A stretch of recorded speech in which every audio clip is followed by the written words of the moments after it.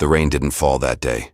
It waited for the moment she would run, barefoot, breathless, through the chapel doors, satin hem torn, and eyes wide with something older than fear. They found her on the edge of the old orchard, where the trees leaned in like silent witnesses. She was standing there, a wedding ring slipping from her trembling fingers, a suitcase unopened at her side, and in the stillness, her husband's voice echoing softly behind her, calling her name, not in anger, but in love. No one could understand why she married a man with months to live. No one knew the shadows she had fled, or the secret she buried so deep. It followed her like a second heartbeat. But he survived. And worse, he loved her. He wasn't supposed to live long enough to ask the questions she couldn't answer. He wasn't supposed to be strong enough to stay.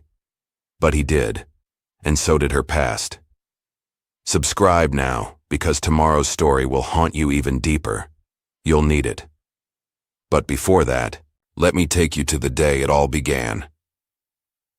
The town of Elridge sat like a forgotten breath between two hills, its streets paved in dust, and memories no one dared to speak aloud. The wind here didn't howl, it whispered, through the cracked shutters, through the gossamer curtains of the church, and through the lips of women who never smiled with their eyes. Every morning, the same sun rose over Elridge, but it never seemed to warm it. The light caught on chipped fences and peeling porch paint, never quite reaching the corners of the town where truth tended to rot. And in that dim corner lived her.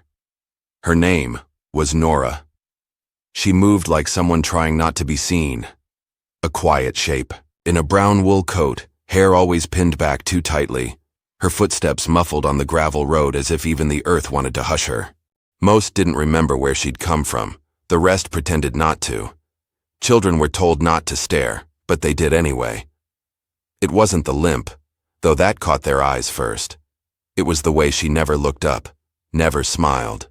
As, if joy was a language she had long since forgotten, the limp came from something she never talked about. An old injury, they said. Or a punishment. Or maybe a fall from grace. Everyone had their version of the story. None had the truth. Some whispered she was once married. Or nearly. Others claimed she'd run from something darker, something that crossed state lines and stayed up at night with a bottle in one hand and a loaded question in the other. They guessed because she gave them nothing else. She lived in the old boarding house at the edge of town. Room 3, second floor, facing the cemetery. Her window never opened. Her curtains never moved. If she ever cried, no one heard her. The grocer said she never bought flowers. The librarian said she never checked out romance. The preacher said she left church before the last hymn, always. And yet, there was a strange grace in her solitude. A kind of discipline in how she walked alone to the bakery, how she measured her steps so her limp would not be pitied, only observed. She wasn't asking for anything, not friendship, not forgiveness, just silence. But silence, in a town like Elridge, doesn't last. People noticed the scar beneath her collarbone, just above the heart where her dress dipped slightly. A jagged, pale reminder that even time couldn't smooth out. They never asked. They only wondered. She kept to herself. Not out of pride, but preservation. The kind of silence she carried wasn't passive. It was deliberate. Built brick by brick, like a wall to hold back a flood.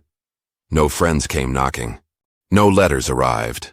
On Sundays, while the townsfolk gathered in prayer and gossip, she sat alone on the chapel's last bench, head bowed, not in reverence, but retreat. And yet, even the loneliest soul hears things. A cough behind a closed door. A voice on the wind calling her name, though it's never really there. A rumor that a stranger was coming to town. A man with pale skin and tired eyes. A man who was dying. They said he had a short time left. A heart too weak, lungs too brittle, or something like that. And money, lots of it. Maybe from the war, maybe from something worse. The town stirred like dust before a storm. A dying man coming to Elridge wasn't unusual. Many came to quiet, places to meet the end. But this one, he was coming alone, and he was looking to marry. That's when they looked at Nora differently. She wouldn't, someone said. She might, another replied. She's desperate. She's cursed.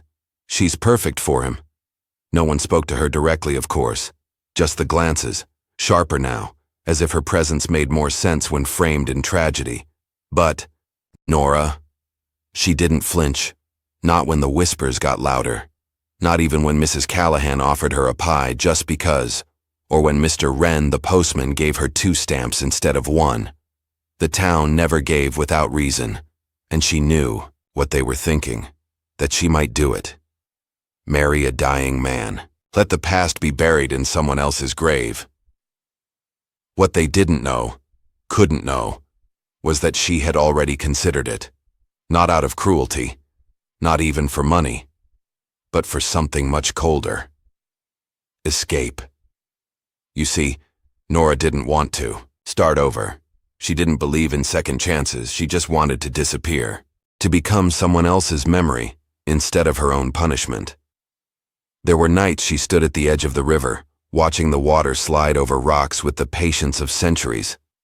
She'd once thought of walking into it, just enough to feel the weight of the current. But she always turned back, because she wasn't afraid of death. She was afraid of being found.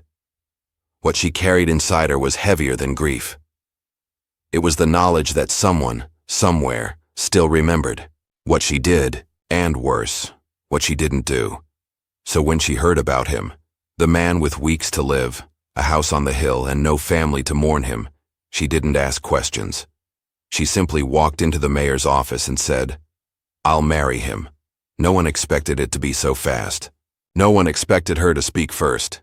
And certainly, no one expected him to live. The wind changed the day he arrived. Not suddenly, but subtly, as if the air itself were holding its breath, waiting.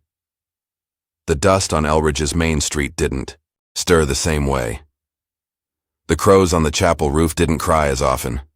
Even the bakery's chimes rang off tempo, as if caught in thought. He came on foot, not carriage. That in itself was odd. A man with means, dying or not, would usually arrive with fuss. A nurse, a trunk, perhaps someone trailing behind with folded hands and quiet pity. But this one came alone. His name was Elias. Tall, too tall for someone, said to be wasting away. He wore a gray coat that had once been expensive, now softened at the sleeves by time. His shoes were polished, but his walk was heavy, as if each step required intention. He did not go to the mayor's office. He did not announce himself. He simply arrived and stayed. The first time Nora saw him was from the window of the boarding house. He stood outside the apothecary speaking to no one, staring at the ivy crawling up the side of the building. He didn't move. He didn't blink. It was as though he was remembering something that hadn't happened yet. Later, she saw him again, at the chapel. He sat in the 4th pew, not the back where wanderers and drunks usually hid. His hands rested lightly on his lap, the way someone might hold a prayer they weren't ready to speak. He didn't look at her. Not then, but that changed soon enough. It happened on a Tuesday, when the market was nearly empty, and the clouds hung too low, like wet wool.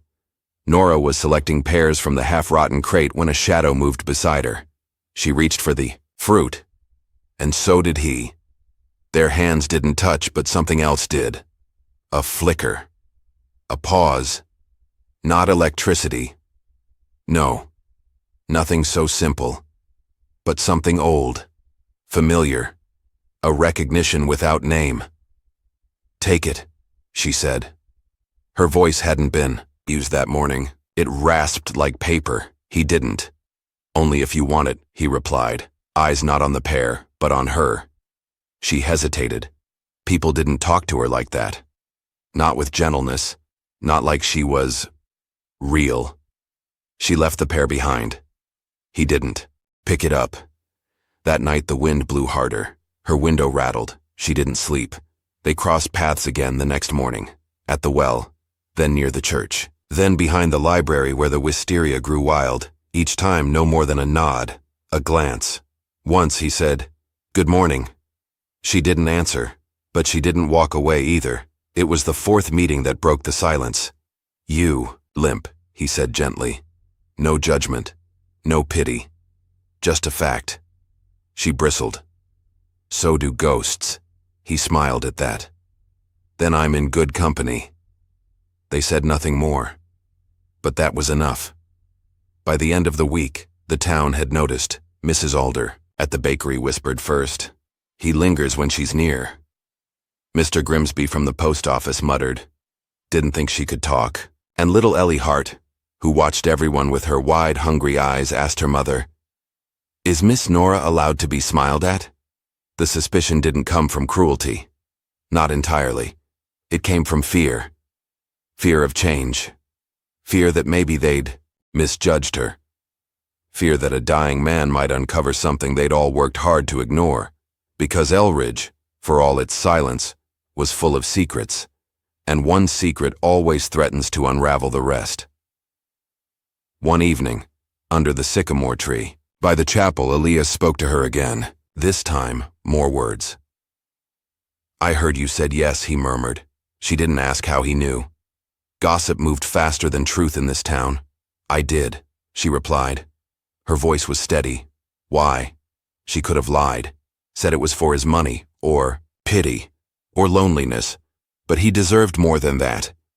I needed to leave something behind, she said, even if it meant burying it in someone else's name. He nodded, not in agreement, but understanding. I needed to be found, he said, even if it meant being buried next to someone I never knew. Neither spoke for a while after that. They sat under the tree until the shadows stretched too long to ignore. The townsfolk didn't like it. Mrs. Ketterly insisted Elias was being manipulated. The preacher hinted that Nora had plans. And old Mr. Dover said she must have cursed him. He looked healthier somehow. And truth be told, he did. He began walking farther each day, smiling more. Laughing even, once near the general store. No one had expected that. Least of all Nora, because somewhere in those shared silences and half-spoken truths, something fragile began to bloom. Not love, not yet, but something that made love possible, not desire, but grace. One night, as the sky turned that aching shade of navy just before the stars blink awake, Nora stood at her window and saw Elias outside, not moving, just standing there, looking up at her light. She didn't move, didn't wave, but she didn't close the curtains either. Then came the letter, unmarked, left on the chapel bench, addressed only to her. Nora read it once, then again.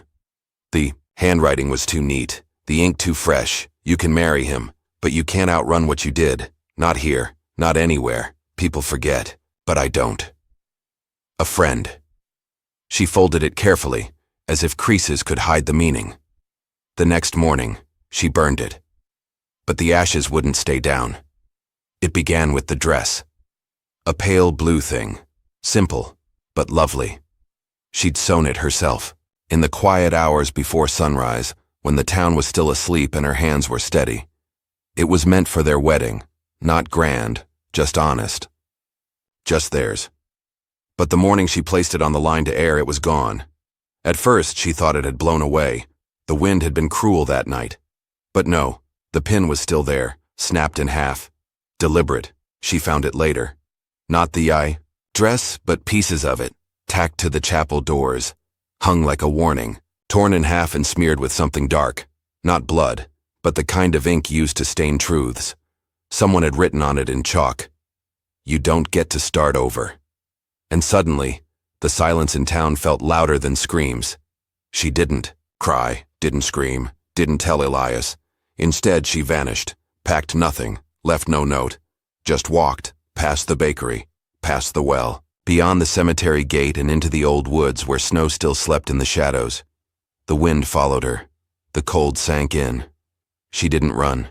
She drifted, like a ghost returning to the place where it died. Night came fast, the kind of night that pressed against your lungs, thick and endless. She found herself in a clearing she hadn't meant to find, ringed with frost-touched trees and a silence deeper than the one she'd known in town. Her breath came in sharp clouds. Her knees buckled. She didn't faint, just folded, like paper, like something once written on and then discarded. She lay there, not asleep, not awake, remembering things she'd buried, the child she never got to name, the fire no one tried to put out, the face of the man who called her a curse before disappearing into the night with all the coins she had left, and beneath it all, the whisper, "You're nothing. You always were." When Elias found her, he said nothing. He didn't gasp, didn't shout her name like in the stories. He just knelt beside her in the snow, removed his coat and wrapped it around her, careful not to touch her skin, as if knowing she wasn't ready to be held, but needed warmth just the same. Then he sat beside her and waited. The stars moved, the wind cried, and still, he waited.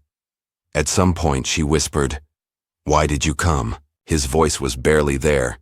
"Because you didn't say goodbye." They stayed like that until dawn broke the sky in pale pink threads.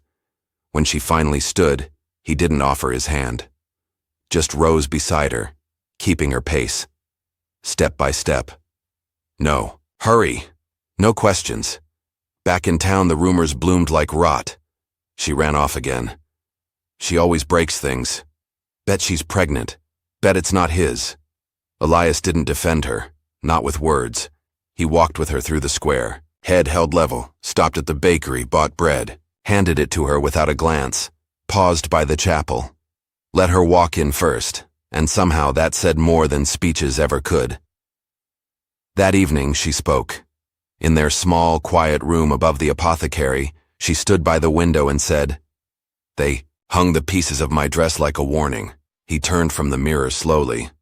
"I know," he replied. "I took them down." She looked at him, really looked, and asked, "Do you still want to marry me?" He walked to her, stopped just close enough for her to see his breath. "Not because I think you're perfect, not because I believe you need me, but because you still have fire in your chest, and I would rather spend what's left of my life watching it burn than sit in a warm room without it." Her voice broke, not into sobs but into something gentler, a question whispered to the soul. Could this be real? And then she said, "They thought I was broken." He touched the window glass where her reflection shimmered. But someone saw gold in the ashes. The land was unforgiving, red clay and stubborn rock with wind that howled like a widow every dusk. But it was theirs, 3 acres on the edge of the ridge, no fence, no house yet, just the beginning of something bold.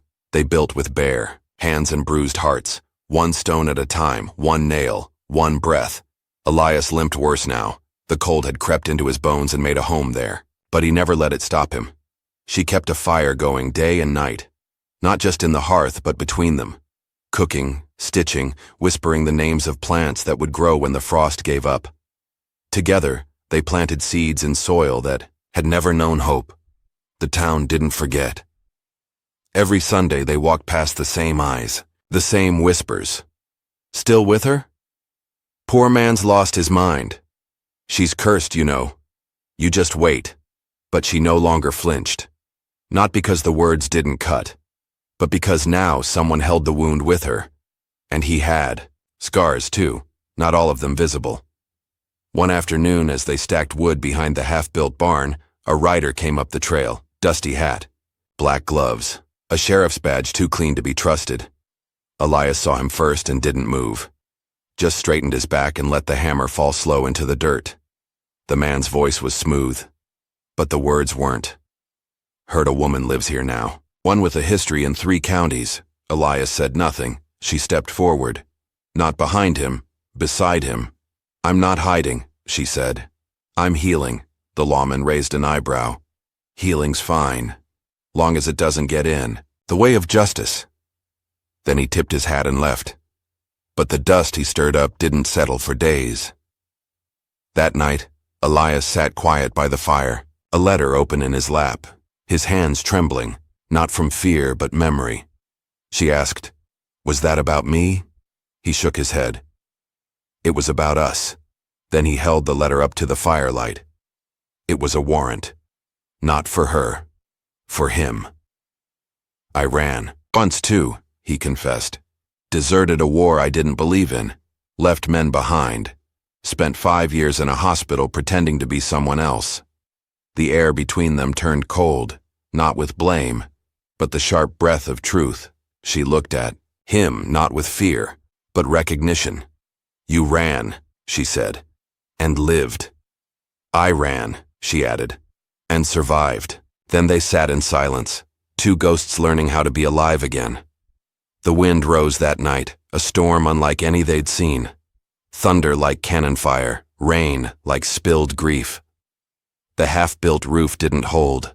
The seeds washed away. She stood barefoot in the mud watching their work crumble under the sky. Elias tried to pull her inside, but she stayed. This is what they said would happen, she shouted, that everything I touched would rot. He didn't argue, didn't shout back. He stepped into the rain beside her, held her face in both hands and said, "Then let it rot. We'll build again, and again, until even the earth knows you belong here." They spent the next week rebuilding. No words for the first 2 days, just work, just motion.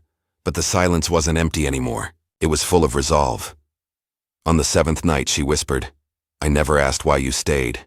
He looked up from the fire, face lit amber and soft. "Because the first time I saw you, you weren't surviving. You were burning. And I wanted to stand in the fire. But peace never comes without a final reckoning." 2 weeks later, she received a letter, stamped with wax, signed by a name she'd erased from her memory. Her first husband, not dead, not gone, alive and coming. The wind carried his name before the man ever arrived. Jonas Talcott. The husband everyone thought dead, including her. The one who'd vanished in a blaze, leaving debts, lies, and silence behind. Now he rode into town with polished boots and a mouth full of claims. "I came for my wife," he said in front of the general store, loud enough for all to hear. "She belongs to me." She stood in the doorway of the blacksmith's, apron dusted with ash, hands trembling but steady in her eyes. Elias stepped beside her, silent as ever. A crowd formed. The townsfolk had waited for this. A scandal, a reckoning. Jonas pointed at her like property. Tell him who you really are." She didn't flinch, not anymore. "I'm the woman who buried you in her heart 10 years ago, she said softly. The one who stopped breathing every time someone mentioned fire or prison. "And now?" Jonas challenged. She reached for Elias's hand, didn't look at Jonas again. "Now I remember how to live." They stood in the square. 3 people, 1 truth, and the whole town watching. Jonas laughed. "You think he's better? This crippled ghost with nothing but a patch of dead land?" But Elias didn't move, didn't blink. He only said, "She's not something to be owned. She's someone I choose." Then louder, turning to the town, "And I choose her, here, now, and always. If that makes me a fool, then let it be known." The silence that followed cracked something deep in the town's spine. An old woman at the bakery nodded slowly. A boy tugged his father's coat. A preacher's wife muttered, "Let them be." Jonas turned away with a scoff, the kind that only a man defeated by dignity can muster. He left without another word. A month later, under a sky dusted with stars, they wed again. No music, no white dress, just firelight, soft voices, and hands held steady. She wore lavender behind her ear. He wore the same coat from the day he first saw her. The preacher said, "Do you promise?" And Elias answered, "I already did." They didn't invite the town. But the town came anyway, bread in baskets, quilts folded in silent apology. One little girl brought wildflowers and said, "I don't think you're scary anymore." Years passed like wind through grass. They built a porch where the morning sun landed first, planted flowers that dared to bloom where no one thought they would. And one winter, when snow blanketed the ridge, she gave birth to a boy. Soft eyes, quiet breath. They named him Jonah. Not after her past, but after what she survived. She never told him the whole story. He didn't need it. But every night, she whispered to her son, "You were born from ashes and love. You are what we built when the world told us not to try. She was never a curse. She was someone's miracle all along.